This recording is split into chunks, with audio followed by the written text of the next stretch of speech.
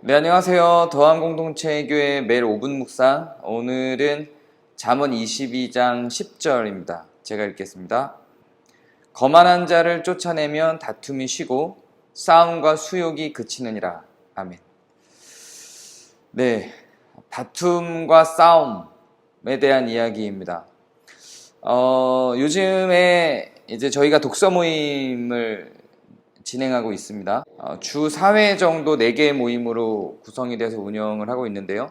요즘에 나누고 있는 책의 주제가 평화죠. 갈등 전환, 평화의 패러다임 이런 거를 얘기하고 있습니다. 그래서 오늘의 요절이 조금 더 큰 의미가 있을 것 같아요. 어떻게 하면 다툼이 쉴까? 왜 공동체에서는 다툼이 계속될까? 크든 작든 사소하게라도 사람이 존재하는 곳에서는 분쟁이 있죠. 분쟁이 우리는 전혀 없어 라고 주장을 하면 그거는 가짜일 가능성이 높아요. 아니면 그 사람은 인지하지 못하지만 사실은 그 사람이 인지하지 못하는 다툼이 있어요. 없는 공동체는 없죠. 가족에서도 마찬가지예요. 그 크기와 종류가 좀 다를 뿐이죠. 반드시 어디든 싸움은 존재를 합니다. 다툼은 존재를 하죠. 그런데 이런 싸움과 다툼이 왜 생길까 고민을 좀 많이 하게 돼요.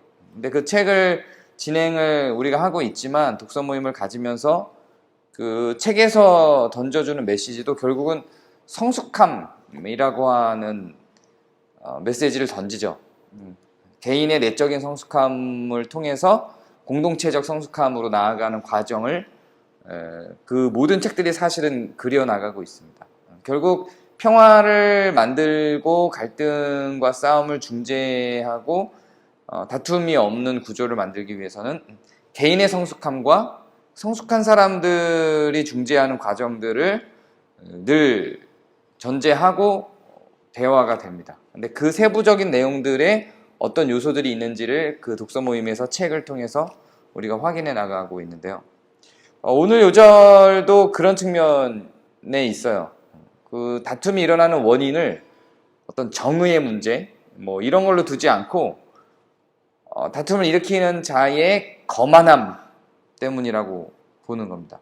그러니까 문제가 있을 때 그 문제를 인정하지 않는 상태, 거만함이죠. 거만하다라고 하는 건 내가 맞고 네가 틀렸어 라고 하는 자세인 거예요. 나한테 틀릴 수 있는 가능성이 있어 라고 하는 걸 전혀 전제하지 않아요. 나도 틀릴 수 있는 요소가 있을 수 있어. 그게 가능해.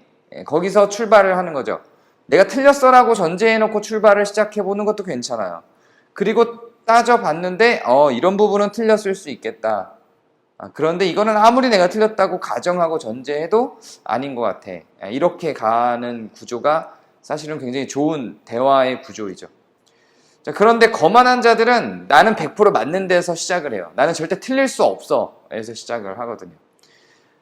되게 이런 경우도 있어요. 그건 열등감에서 나오는 걸 수도 있어. 근데 열등감도 거만함을 낳아요.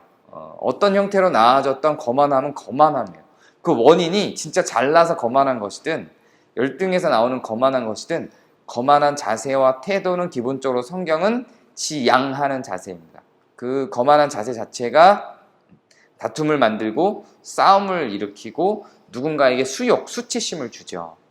그래서 그 공동체에서 가장 경계할 태도가 거만함이고요. 또 경계할 사람이 거만한 사람입니다. 어떤 측면에서는 그 공동체가 여기에 집중해야 될 수도 있어요. 공동체가 평화로운 공동체를 원한다면 거만한 사람을 색출하는 거야.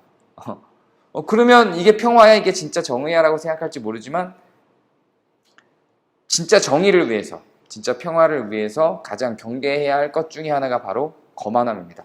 누군가가 나에게 틀렸다고 했을 때 그래? 내가 틀렸을 수 있어. 거기서 시작해보는 거예요.